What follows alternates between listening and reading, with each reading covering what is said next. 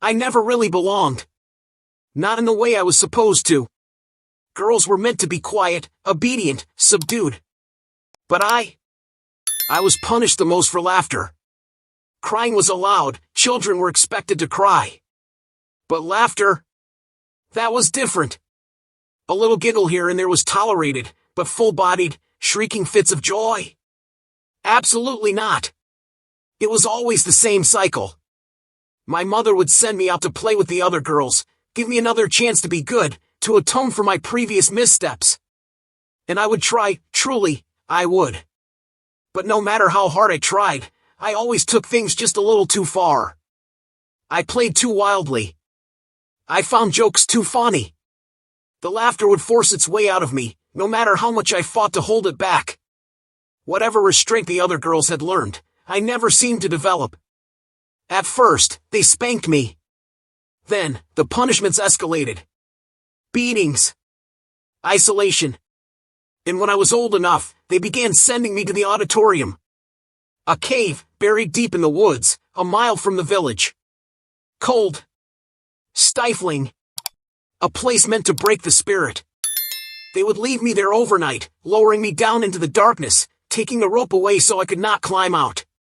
Screaming was forbidden, but I screamed anyway. I could not help it. I was terrified. But no matter how many times they left me there, I never truly learned my lesson. The fear never faded. Being alone down there was its own kind of horror. But what was worse, what made the nights unbearable, was when I was not alone. It was always a terrible night when the echoes stopped. When my own breath became silent, my footsteps ceased to exist, and the cave swallowed me whole. That was when I heard it. A pebble shifting where none should have moved. The whisper of something scraping against stone, skin, fur, or maybe something else entirely. The skittering of something circling me in the blackness. Sometimes, I swore I could feel it, the faintest sensation of something brushing against me, though I could never be sure if it was real or imagined. In the pitch dark, your senses betray you. I remember how my vision would explode with phantom lights, stars dancing behind my closed eyelids, twisting into shapes that did not belong to this world. When they finally dragged me back up in the morning, the relief was overwhelming. I would collapse, pressing my hands into the dirt, breathing in the scent of the earth like a starving child given a meal. It was real. It was life. Once, they sent me straight back down. It had been a bad night. I was exhausted, trembling with fear, my knees scraped raw from the climb. When they pulled me up, I broke. I screamed. I sobbed. I would not move. My mothers tried to soothe me, but I was inconsolable. They gathered, whispering, uncertain. Then, another mother came from the temple. She spoke, and just like that, they sent me back down. By the time they brought me up again, I was not the same. 2 days had passed with no food, only a few sips of water between punishments. My body failed me. My mind was slipping. I was silent for nearly a month after that, too weak to speak. My mothers tended to me, but I could sense their relief. They thought I had finally learned. That I had been broken. But they were wrong. When my strength returned, so did my words. I could not stop talking. And worse, I did the unforgivable. I asked the other girls about the auditorium. Had they been there? Had they heard the noises, felt what I had felt? The mothers found out. And what happened next was my fault. That was what Father said, anyway. My mothers never decided punishments. That was not their place, nor, I believe, did they want to. They only followed orders. Father prayed, claiming he had received a message from the lost voices. They demanded silence. My voice made it too difficult to hear them. They wanted my tongue. My mother took me by the hand and led me into the church. A quiet, wood-paneled room. She sat me down, poured ceremonial tea, and then she left me alone. That was the first time I met Father. I did not like him. He was different. He moved differently than my mother's. He smelled different. He had hair on his face. It was not a long interaction. I remember hearing him whispering, his voice slithering through the room as the walls swayed and blurred. My head felt light, He placed a hand under my chin, tilting my face up. I understood what was expected of me. I opened my mouth. The dagger, had it always been in his hand? Or had it appeared from nowhere? Either way, it was wickedly sharp. He gripped my tongue, held it steady, and with one clean motion, he cut it from my mouth. For a heartbeat, there was nothing. A strange, weightless silence. And then, pain. Blinding, searing, endless pain. It was not just my mouth. It was everywhere, coursing through my veins, a lifetime of suffering compressed into a single, unbearable moment. I fainted. When I woke, the pain remained. A deep, throbbing ache in time with my heartbeat. I opened my mouth, and I saw what they had done. The wound had been sealed while I was unconscious, burned shut. It had healed well. But the healing was worse than the wound itself, rinsing my mouth with salt water burned like fire for weeks. I had learned my lesson. Or rather, the lesson had been forced upon me. I could no longer speak. Not truly. My vocal cords were untouched, I could hum, make sounds. But at the convent, I made nothing. It was easier that way. I stopped drawing attention. I became what they wanted, a quiet girl, behaving as quiet girls should. Years passed. Then, one day, Father called me back to the church. He spoke of my childhood punishments as if they had been blessings. He told me the voices had guided my trials. That my silence was sacred, a gift. That I was chosen. He took my hand in his, looking upon me with something resembling reverence. He told me I was honored. I was a vessel. Someday, he said, my son would carry the voices within him.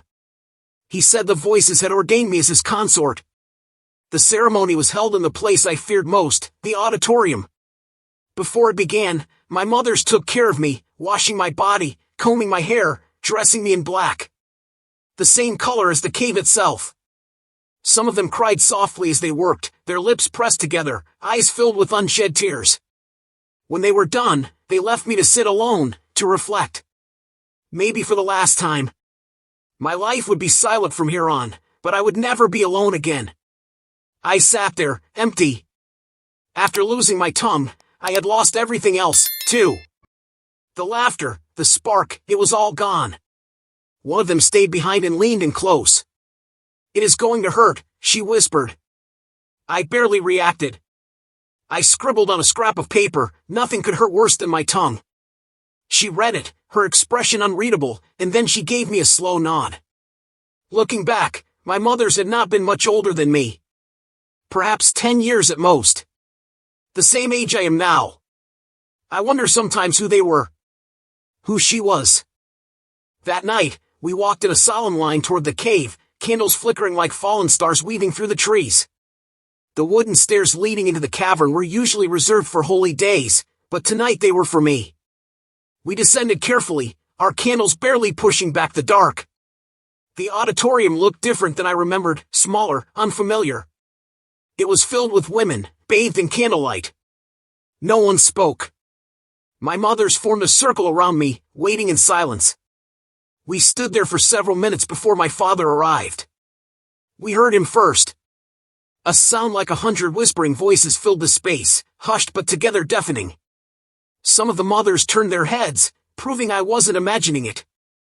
The whispers overlapped, indistinct, like dozens of conversations happening all at once. The woman who had spoken to me earlier was beside me. In a barely audible whisper, practiced from years of secrecy, she murmured, "They have never been this loud." A pause. It is a great honor. But her hesitation betrayed her fear. Then, Father stepped into the auditorium. He carried no candle. The voices ricocheted off the walls, splintering into hundreds of different tones. They felt like light through a prism, fragmented, distinct, but impossible to understand. Father walked up to me and extinguished my candle. He handed it to my mother with a look that said more than words. Then, he spoke. "You all know the ritual."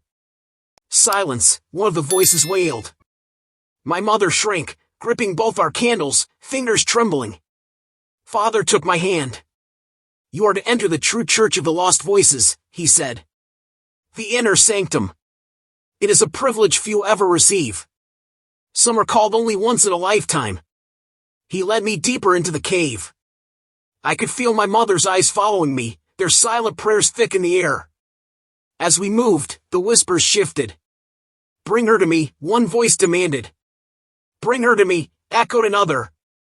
"Bring her to me, to me, to me." The voices layered over one another, multiplying, swelling into a deafening roar. Then, in perfect unison, they thundered, "Bring her to me." Father's lips never moved. My body was shaking, but his grip was firm, and I dared not slow my steps. For the first time that night, I felt almost grateful for his presence. I didn't want to face what was waiting for me alone. We stopped at a narrow passage. He reached into his pocket and pulled out a small box, presenting it to me.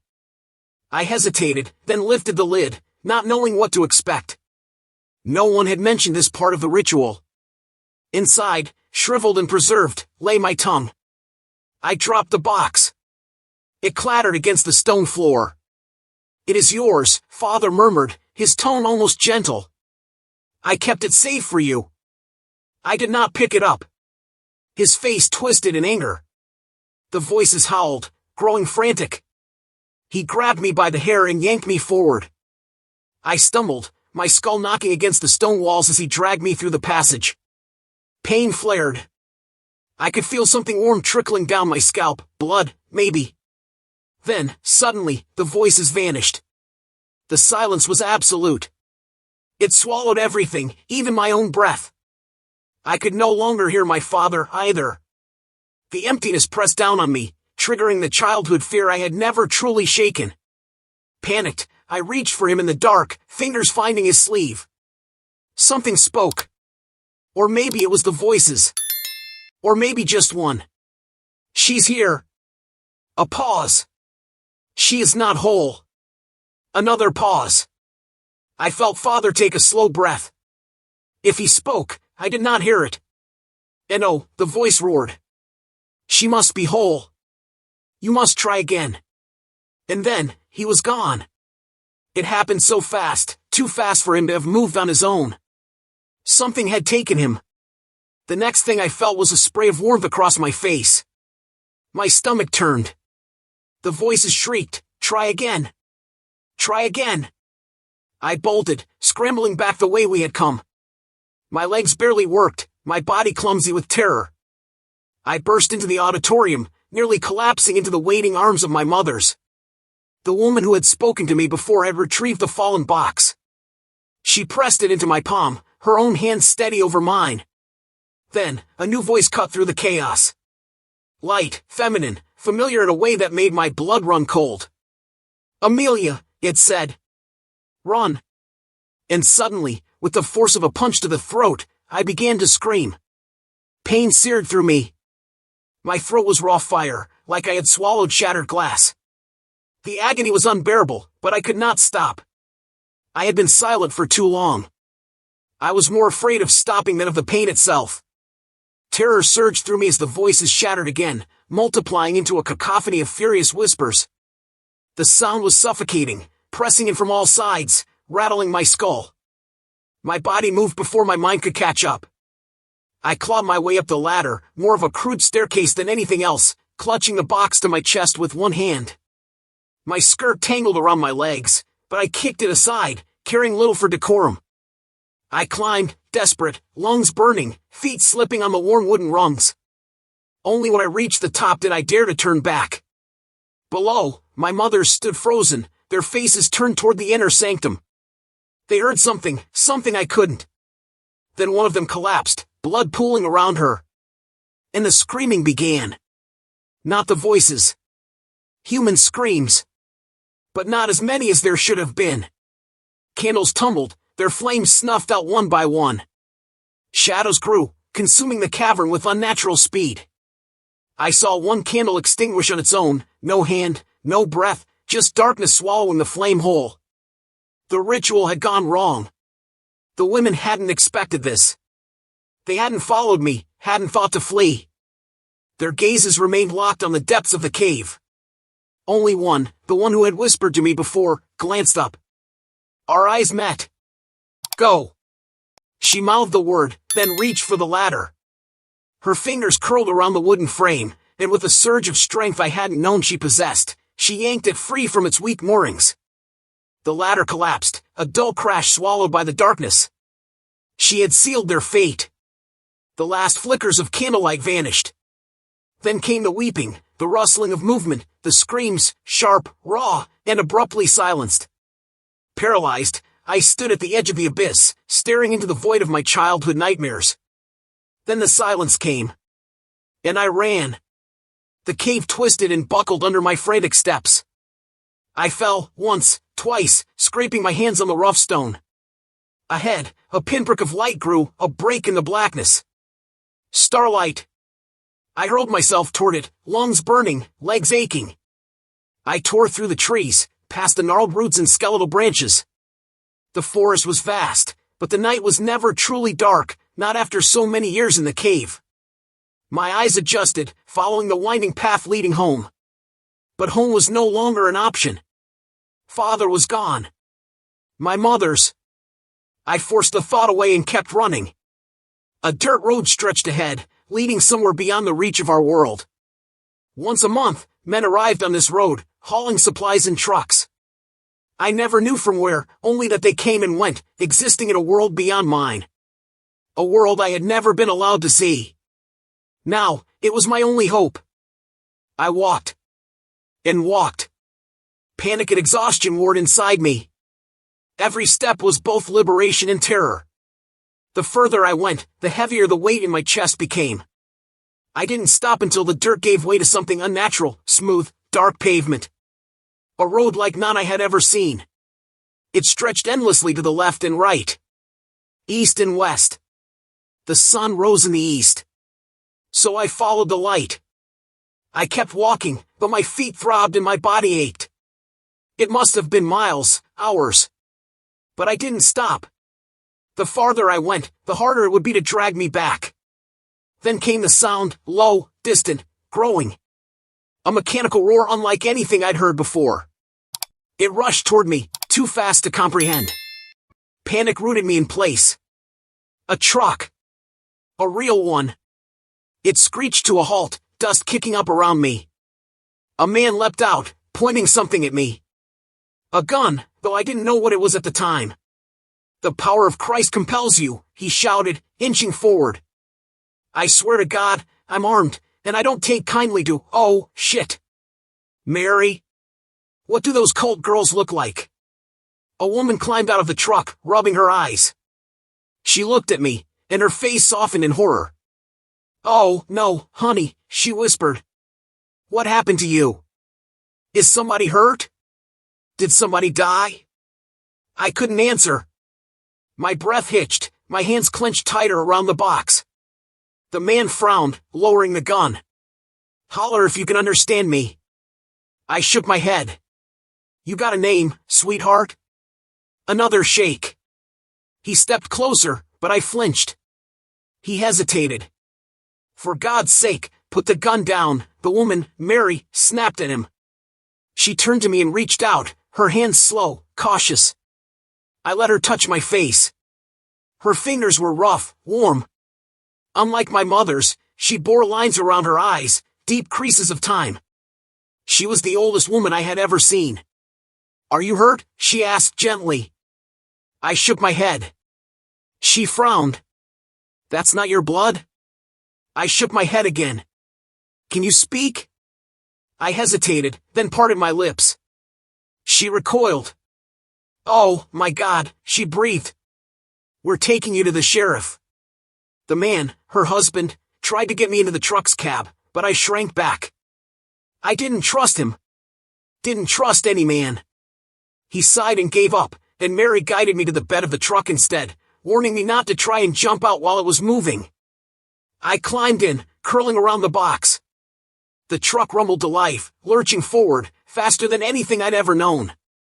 I peered over the edge, mesmerized by the road blurring beneath me, the lines streaking past like a world I had never belonged to but had finally reached.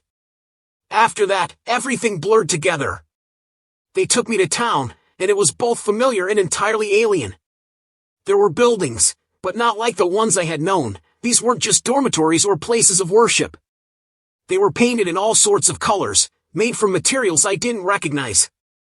Mary and her husband led me into a strange building, full of desks and people in brown uniforms. The air was thick with the hum of voices and the tapping of keys on machines I had never seen before. I felt dizzy from the noise, from the sheer openness of it all. It made my stomach twist.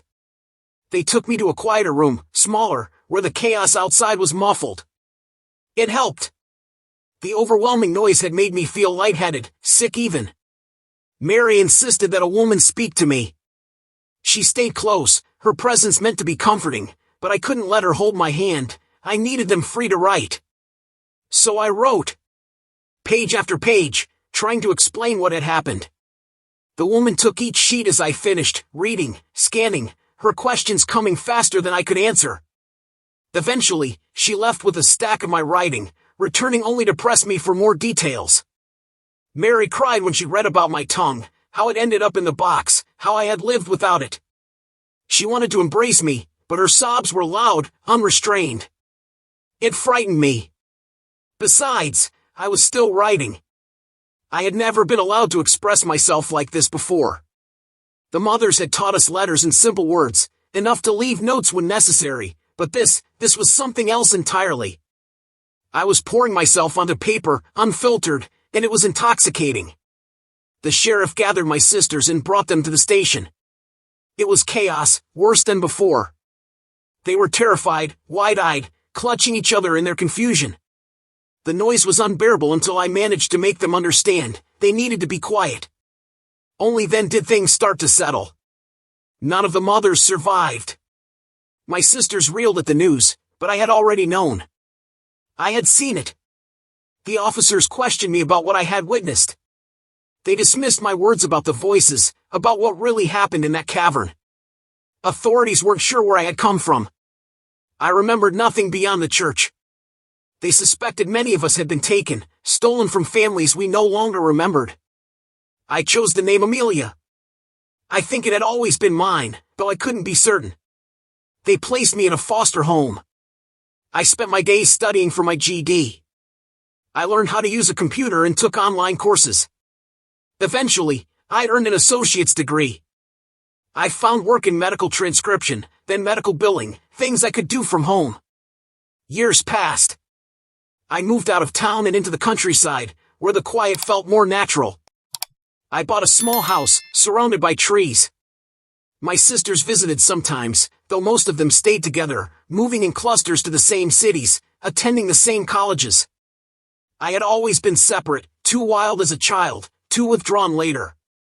And finally, too silent. I loved my sisters, but I could only take them in small doses. Their laughter and voices were too loud, even in the quiet countryside. Then, one night, the noise stopped. I was washing dishes when it happened. The absence of sound was so complete I thought I had gone deaf. The water still ran from the faucet, but I couldn't hear it. Panic gripped me, but exhaustion eventually pulled me into restless sleep. By morning, I convinced myself it was a trick of the mind, a lingering ghost of trauma. But then the whispers began. At first, I ignored them. A phantom echo in my headphones. A voice beneath the hum of the television. It happened only rarely, so I brushed it off. Then, one night, I woke to a scraping noise. I tried to scream, but no sound came out. I lay frozen, suffocating under the weight of the darkness. It pressed against me, thick and inescapable, pulling me back into the cavern, into the blood and the fear and the sacrifice. Just as I thought I might shatter, the voices of the lost found me again.